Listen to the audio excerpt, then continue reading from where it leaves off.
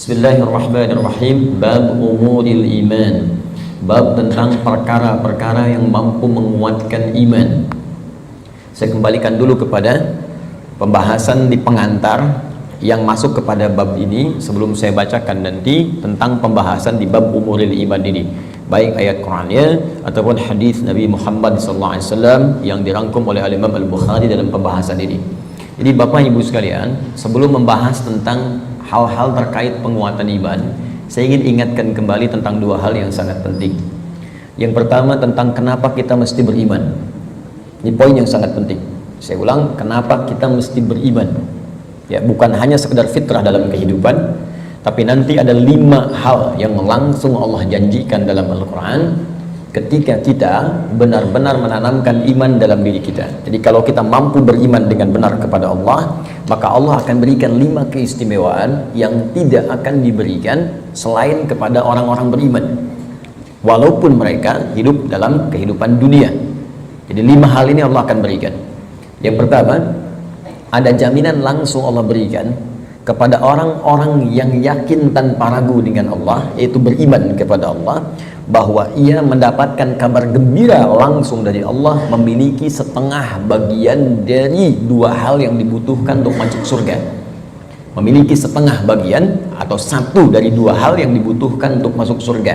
Saya sering istilahkan, dia telah mendapatkan dari setengah kunci surga. Dan ini berita kabar gembira dari Allah sebelum orang ini wafat, bahkan sejak hidup, dengan turunnya Quran surah kedua Al-Baqarah ayat ke-25 yang paling kanan sebelah atas di mushaf.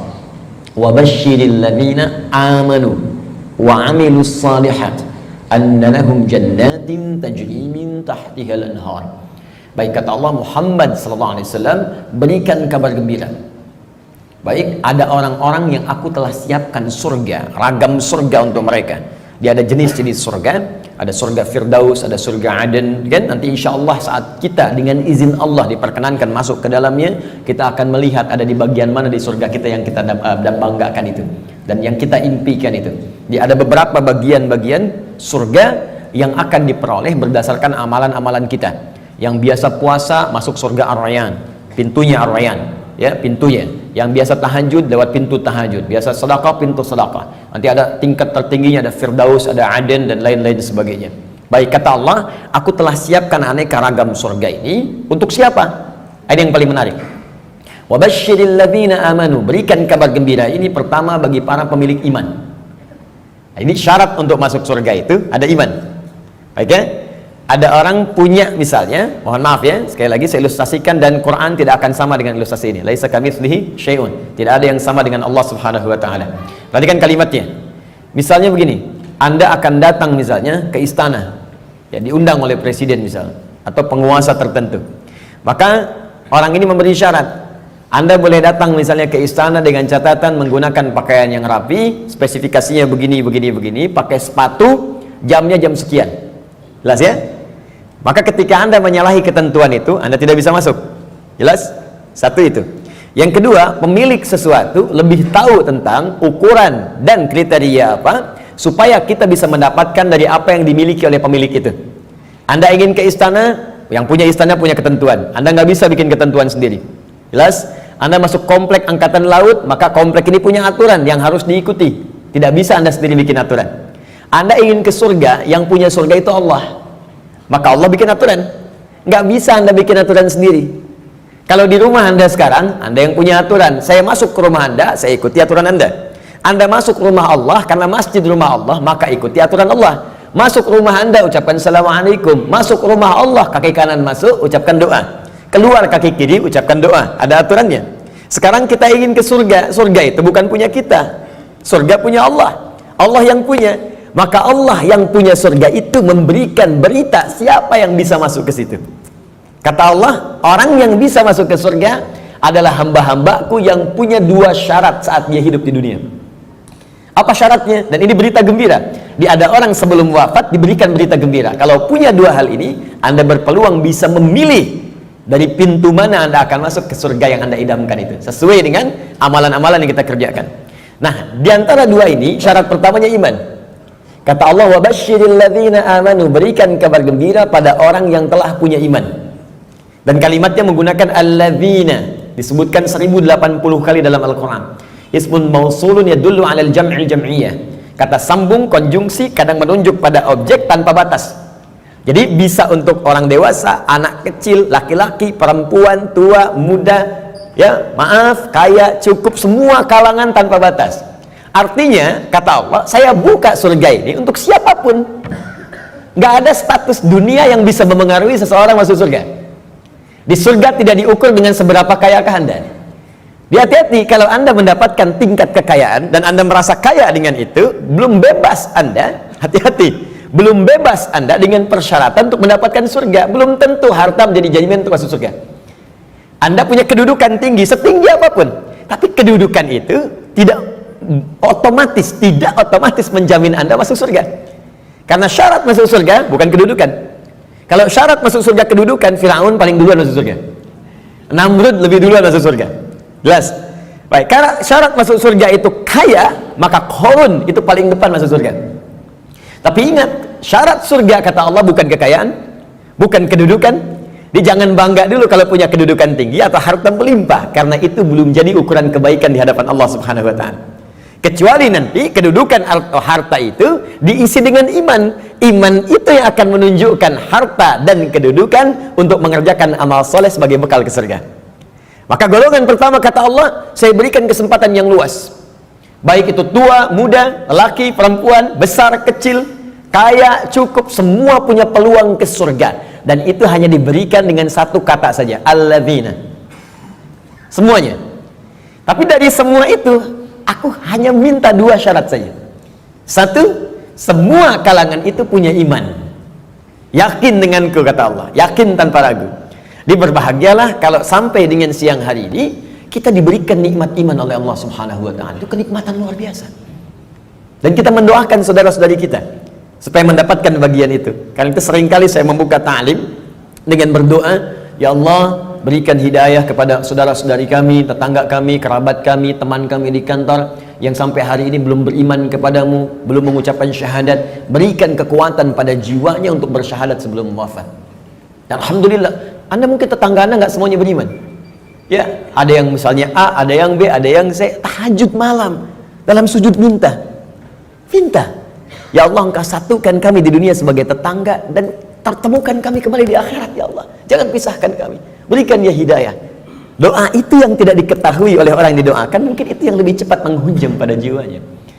Kami di taklim di Bekasi itu selalu membiasakan meminta kepada Allah. Ya, setiap malam Jumat kita minta, berusaha. Alhamdulillah, hampir setiap pekan ada yang masuk Islam. Kemarin seorang ibu dengan 3 orang anaknya masuk Islam. Begitu selesai taklim, datang lagi 1 orang lagi, diantar oleh suaminya, dia masuk Islam lagi. Masya Allah.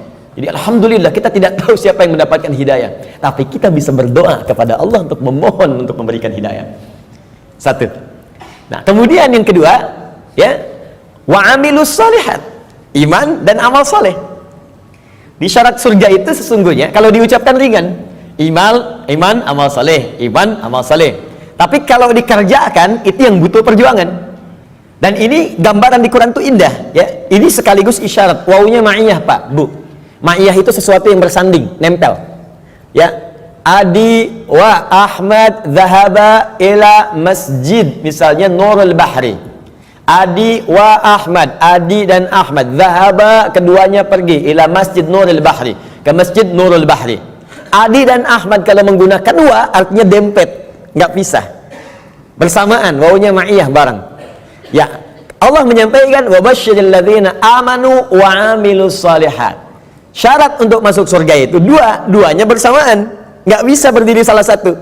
Ya, satu iman, 2 amal soleh. Nah, kalau kita baca dengan kaidah ilmu nahwu, otomatis keduanya ini akan saling terkait, berkelin dan memengaruhi.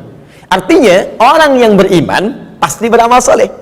Artinya amal soleh itu nggak mungkin muncul kecuali dari iman. Kalau amal semua beramal. Ya, yang belum beriman pun bisa beramal, tapi belum tentu disebut soleh. Ingat, ya, tayyib mungkin non muslim bisa mendapatkan tayyib. Ya, khair mungkin karena baik itu banyak di Quran. Ada khair, awas, ada tayyib, hati-hati. Ada ma'ruf, ada ihsan, ada saleh. 5. Tayyib, kebaikan fisik. Ya, kalau Anda makan yang sehat, yang menyehatkan, yang dibutuhkan itu thayyib namanya. Itu anjuran di Quran surah kedua ayat 168. Kata Allah, kalau ingin cari makan, tidak semua yang diinginkan mesti dikonsumsi. Cari yang menyehatkan untuk tubuh. Ya ayyuhan nasu kulu mimma fil ardi halalan thayyiba. Hai semua manusia, ini rumus dalam Al-Quran, universal sifatnya. Kalau Anda ingin menyebar di bumi untuk cari makan, silahkan. Kalau sudah dapat dengan cara yang halal, jangan melanggar ketentuan hukum di mana kamu tinggal. Dapat dari situ, berikan yang bermanfaat untuk tubuh. Tidak semua yang diinginkan itu harus dikonsumsi. Yang dibutuhkan itu yang didapatkan. Haus berarti butuh minuman. Yang penting minum. Nggak semua yang diinginkan harus kita minum. Alhamdulillah ada air bening, minum ya minum. Jangan menyulitkan diri sendiri pesan sesuatu yang tidak ada. Akhirnya membuang banyak tenaga dan waktu, dan membuang peluang amal baik yang mungkin kita kerjakan seketika. Sudah ada air bening, pengen jusnya, wah Masya Allah buah naga yang dari Hongkong misalnya. nyari nggak ketemu, muter-muter sampai sore, jam 5 baru dapat.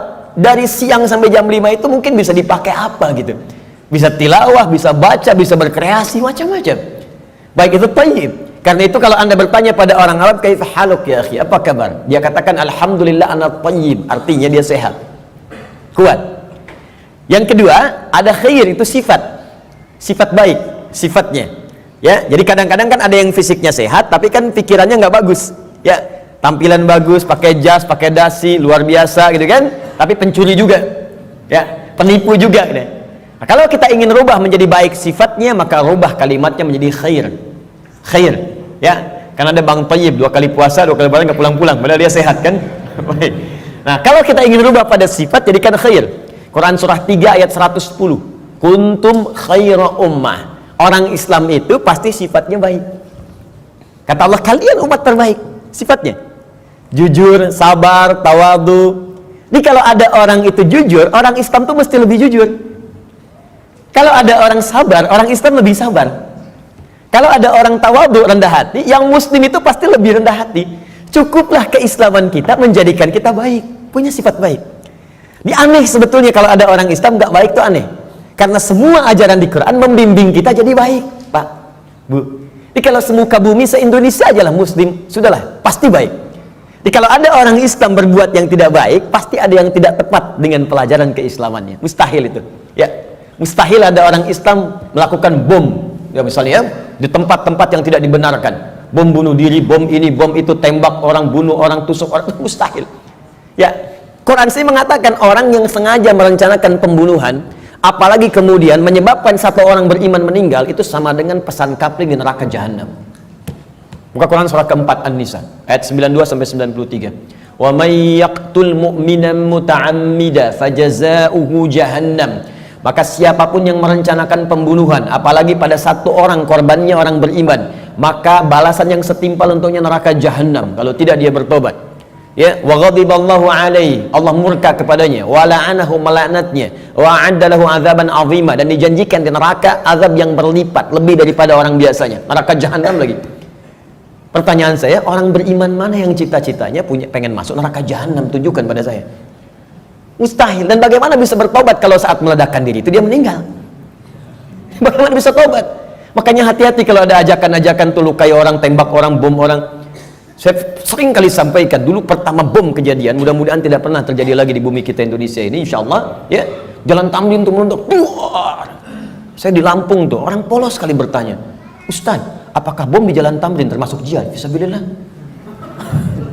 Saya bilang, Pak, sependek pengetahuan saya, jihad fisabilillah itu jihad di jalan Allah, bukan di Jalan Tamrin. Hati-hati lah. Ya. Kita balikan. Jadi satu itu iman. Ya. Nah, kaidahnya adalah kemudian kembalikan. Thayyib, khair. Khair itu baru sifat, jujur itu sifat. Kalau sifat kemudian diaktualisasikan dalam bentuk sikap, maka berubah dari khair jadi ma'ruf namanya. Ma'ruf. Jujur itu sifat, disogok tidak menerima, sikap namanya. Jelas? Jujur itu sifat, diajak korupsi menolak, sikap namanya. Sifatnya khair, sikapnya ma'ruf namanya. Jelas? Karena itu khair dengan ma'ruf seringkali disandingkan dalam Al-Quran. Quran surah ketiga, Ali Imran ayat 104. Wal takum minkum ummatun yad'una ilal khair wa ya'muruna bil ma'ruf. Hendaklah ada satu komunitas, kata Allah, berhimpun untuk menyebarkan sifat-sifat baik dan saling mengajak pada kebaikan. Bikin komunitas, ingatkan, ayo baca Quran, one day one juz, one day two juz, ya. Ayo bikin komunitas, bangunin tahajud, bikin komunitas ngajak sedekah, bikin komunitas bersih-bersih di jalan, buang sampah. Itu bagian dari iman. Baik ya. Kemudian Bapak Ibu, tapi ingat, untuk ma'ruf ini berbuat baik bukan hanya melekat pada orang Islam saja. Non muslim pun banyak yang baik. Silahkan cek, ada non muslim yang suka nyumbang, ya, bantu bangun jalan, bantu fasilitas, ada fasilitas umum, bantu orang-orang lepas dari kemiskinan, bantu orang-orang kasih obat, ada, baru sampai ma'ruf. Karena itu disebutkan yang keempat, awas, ada sifat kebaikan khusus yang semua kebaikan itu diniatkan hanya karena Allah. Bantu ini karena Allah, kerjakan ini karena Allah, baik juga, cuma niatnya dikerjakan karena Allah. Pahlawan kita berjuang, Pangeran Diponegoro sampai terakhir Kahar Mudzakkir, ya, yang kemudian diberikan gelar pahlawan. Apa niat sesungguhnya? Kalau Anda buka Riyadhus Shalihin karangan Al-Imam An-Nawawi, ada 1896 hadis di kitab Babul Ikhlas bagian pertama, maka akar pertama kali untuk meniatkan mereka berjuang, pertamanya bukan untuk mendapatkan urusan dunia, tapi litakuna kalimatullahi al-ulya. Man qatala litakuna kalimatullahi al-ulya fahuwa fi sabilillah. Niatnya khusus untuk berjihad di jalan Allah Subhanahu wa taala. Berjuang karena Allah, karena Allah, karena Allah. Bantu orang di kemiskinan karena Allah. Bukan karena pekerjaannya, tapi kebaikan itu dikerjakan karena Allah dan merasa diawasi oleh Allah Subhanahu wa taala. Maka yang keempat disebut ihsan namanya. Ihsan. Di hadis Muslim nomor hadis yang ke-8, an ta'budallaha ka'annaka tara fa illam takun tarahu fa innahu yara.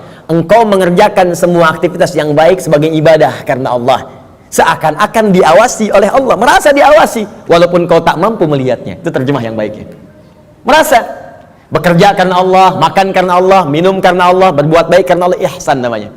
Orangnya disebut muhsin. Kalau empat ini dikumpulkan, badan sehat, sifat baik, sikap mulia, dikerjakan karena Allah, thayyib, khair, ma'ruf, ihsan. Empat ini kalau digabungkan menjadi sholih namanya. Sholih. Maka setiap orang tua meminta kepada Allah supaya anaknya jadi saleh. Ibu bermohon, ya Allah, jadikan saya anak soleh. Kata bapaknya, namanya kan Hasan. Bukan pak, sifatnya saleh. Semua orang tua, saya belum pernah dengar ada orang tua minta, ya Allah jadikan saya anak yang thayyib, khair. Tidak, saleh, sudah fitrah. Dan itu sudah dimohonkan sejak anak dalam kandungan, kata Allah. Sudah fitrah. Itu ada di Quran surah ke-7 ayat 189.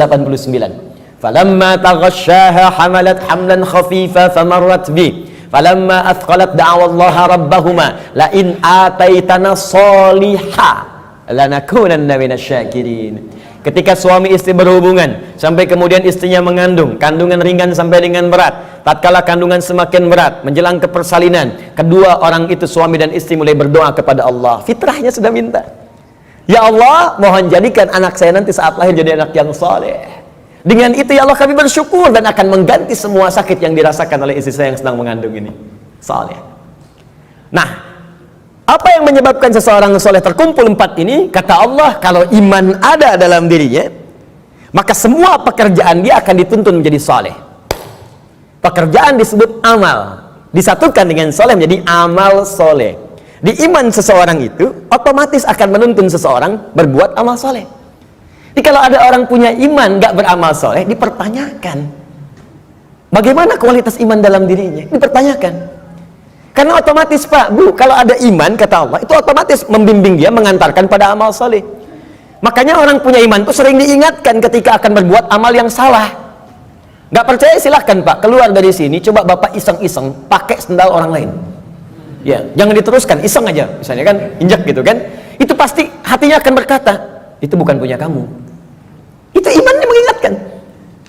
Kalau iman semakin tinggi, Anda keluar dari masjid aja, kaki kanan keluar, ditarik lagi tuh. Anda akan tarik, karena yang keluar itu kiri, masuk kanan. Ke toilet, masuk kiri, keluar kanan. Tuh. Ya, itu semakin tinggi iman, maka iman itu akan mendorong Anda berbuat amal saleh dari ujung kepala sampai ujung kaki. Makanya saya sering katakan, di dalam Al-Quran, jika kita sudah punya iman, maka semua fungsi tubuh kita akan disebutkan imannya dulu sebelum menyebutkan fungsinya. Mata untuk melihat, sebelum melihat imannya dulu. Turun Quran surah 24 ayat 30 untuk laki-laki, 31 untuk perempuan. Qul lil mu'minina yaghuddu min absarihim. Untuk perempuan, wa qul lil mu'minati yaghuddna min absarihinna. Katakan pada pria-pria yang sudah punya iman, imannya dulu. Dan katakan pada perempuan-perempuan yang sudah punya iman, matanya hanya boleh dipakai melihat yang baik-baik saja. Kalau yang dilihat tak baik, maka imannya akan membimbing mata untuk memalingkan ke arah yang lebih baik. Memalingkan pandangan ke arah yang lebih baik disebut dengan ghaddul basar namanya. Anda menatap begini, Masya Allah, tapi yang ditatap istri orang. Maka iman berkata jangan teruskan, palingkan. Ya, proyek yang tidak baik gak akan dilihat. Ya, barang yang bukan milik Anda nggak akan dilihat, palingkan. Gambar-gambar yang tak seronok, palingkan. Jelas ya? Nah, itu iman. Silahkan cek semua fungsi tubuh kita. Itu umumnya sebelum disebutkan imannya dulu. Lisan, Quran surah 49 ayat 11. Itu sebelum disebutkan fungsi lisan, iman dulu. Ya ayyuhalladzina amanu la yaskhar qaumin qaum. Ayat 12-nya, ya ayyuhalladzina amanu la yaghtab ba'dukum ba'dha. Pokoknya setiap tubuh ini mau bergerak, iman dulu. Ingin memberikan isyarat agar iman itu memiliki fungsinya untuk mengerjakan amal soleh. Kenapa diminta beramal soleh? Supaya masuk surga, itu Pak. Dan supaya kita nggak capek, diberikan setengahnya oleh Allah, tinggal setengah lagi.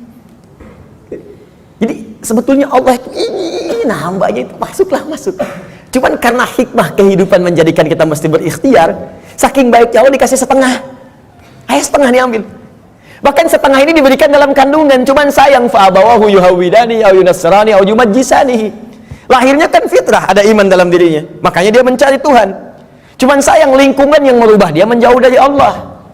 Ada yang pengaruh ini, ada yang pengaruh itu, lingkungan, karena TV, karena tinggal di tempat tertentu, karena pasangan.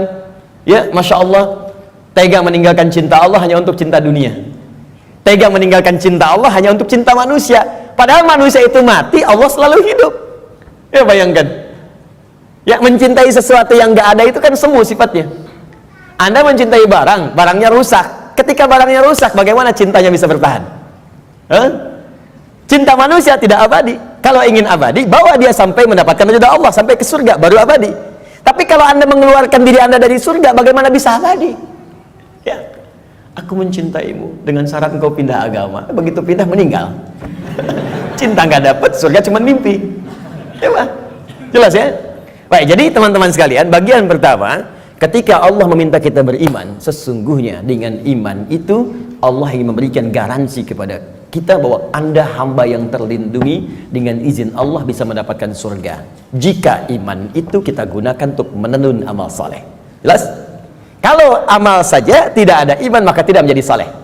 Maka orang yang belum beriman beramal baik, amalnya tidak disebut amal soleh, amal saja, amal khair. Gak pernah disebut soleh dalam istilah Al-Quran. Jelas ya? Nanti ketika dia berbuat baik dibalas di dunia. Cuman karena kaidah surga itu ada iman, dan iman itu nggak ada, maka di akhirat tidak diberikan balasannya.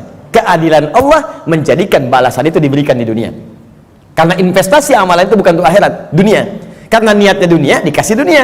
Kalau untuk akhirat, diberikan juga akhirat bagiannya. Turunlah Quran surah ke-25 ayat 23. Nanti kalau ada non-muslim bertanya, di mana keadilan Allah Tuhanmu itu? Jadi kalau ada orang nggak beriman berbuat baik nggak masuk surga, tapi ada orang beriman salah juga berpeluang masuk surga. Maka jawab kepada beliau, ya, kaidah surga itu kaidahnya syarat iman yang pertama kali, ya, bukan syarat dunia. Maka ingin masuk surga ada persyaratan. Anda masuk kampus ada persyaratan, masuk surga pun ada persyaratan. Anda lulus di satu hal tapi nggak lulus di yang lainnya, nggak bisa masuk kampus. Anda lulus satu hal nggak lulus yang lainnya, ya sulit masuk surga. Karena syarat surga beda dengan kampus. Syarat surga yang pertama itu adalah iman. Tapi saking adilnya Allah, kebaikan dia di dunia dibalas oleh Allah dengan cepat saat dia hidup di dunia. Maka turun ayat, wa qadimna ila ma'amilu min amalin faja'alnahu haba'an manthura. Jika ada orang belum beriman berbuat baik, kata Allah, saya akan cepat balas kebaikannya saat di dunia. Cuman karena amalan itu bukan amalan surga, maka saat ke akhirat nanti itu hanya akan jadi debu yang berterbangan yang hanya dia tatap saja. Jelas sampai sini? Dan ini ayat turun karena pertanyaan Sayyidah Aisyah radhiyallahu taala anha kepada Nabi, ya Rasulullah, si fulan orang baik, suka berbagi, cuman nggak beriman sampai saat ini, bagaimana statusnya? Turunlah kemudian ayat ini. Jelas? Jadi kalau ada yang bertanya lagi sekarang, katakan Anda terlambat Pak, 15 abad yang lalu sudah ada pertanyaan Sayyidah Aisyah tentang itu. Turun ayat begini, sampaikan dengan sebaik-baiknya dengan cara yang paling lembut. Jelas? Satu, kenapa kita beriman? Pertama, karena ada kasih Allah pada orang beriman untuk menempatkan di tempat terbaik saat dia pulang kepada Allah Subhanahu wa taala. Dua, saya agak cepat. Orang beriman dijanjikan oleh Allah akan memiliki ketenangan dalam hatinya. Secara singkat, orang beriman itu Allah akan berikan ketenangan pada jiwanya, tenang gitu, damai hidupnya. Jaminannya ada di Quran surah ke-48 ayat yang keempat. Walladzi anzalas sakinata fi qulubil mu'minin liyazdadu imanan ma'a imanihim. Dialah Allah yang akan menanamkan ketenangan pada jiwa orang-orang beriman supaya dia yakin dengan keimanannya. Nikmat juga beriman, jadi tambah lagi imannya, tambah lagi imannya. Ini kata Allah, orang beriman itu pasti tenang. Dan ketenangan itu mahal Bu, sulit dicarinya. Ibu silahkan cari harta dengan suami sekaya apapun, sulit membeli ketenangan itu nggak ada. Ada toko yang jual ketenangan? Nggak ada. Dan mahal. Kalau nggak percaya begini Bu ya, saya berikan pilihan, tapi ibu bapak jangan pilih yang ketiga ya, terutama ibu. Ya, jangan pilih yang ketiga. Kaya tapi gelisah atau miskin tapi tenang. Ayo. Nggak ada pilihan ketiga dan nggak usah maksa.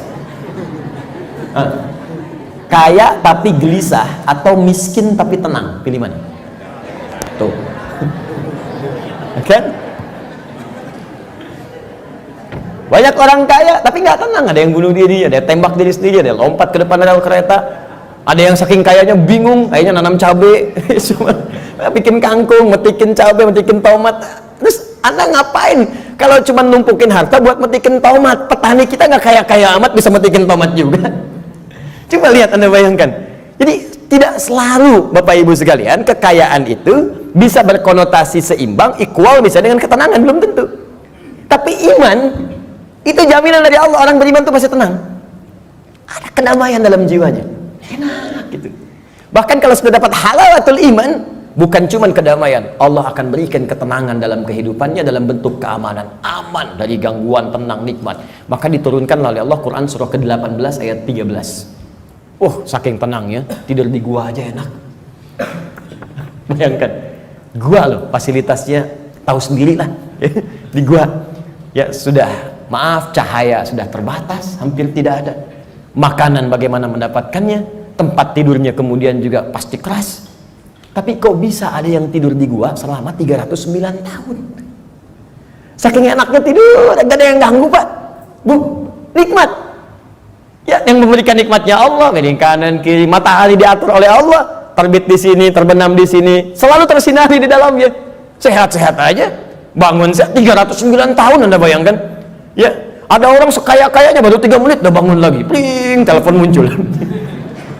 Di pejabat memang bagus, kedudukan tinggi, tapi setiap 3 detik kerja ini, kerja itu. Baru tidur sebentar, bangun lagi, Pak ada kejadian begini, bangun. Ini 309 tahun tidur cuman di gua, fasilitas hampir nggak ada, tapi jaminan itu ada. Maka di ayat 13 di surat Al-Kahf, surat gua ya, nahnu naqussu 'alaika naba'ahum bil haqq innahum fityatun, belum selesai, amanu bi rabbihim wazidnahum huda.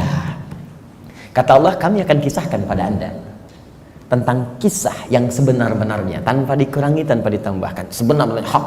Jadi ada sidqun, ada hak. Kalau sidqun mayahtamilu sidqa wal kadzib, kadang benar kadang tidak, tapi kalau hak pasti benar, nggak bisa ditolak. Matahari terbit di timur, terbenam di barat, hak. Karena itu semua yang hak sumbernya hanya kepada Allah. Al-haqqu mir rabbika fala takunanna minal mumtarin. Al-Baqarah 149. Al-haq.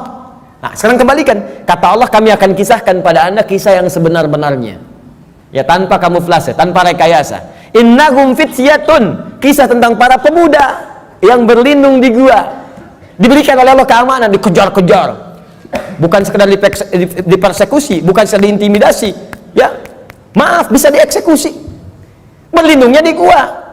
Tapi nikmat sekali di gua itu. Bisa tidur enak, nyaman, makan juga kenyang, langsung diisikan di perutnya. Tidur bolak-balik, gak ada yang ganggu. 309 tahun Anda bayangkan. Salatu mi'atin wazdada tis'a, 309 tahun.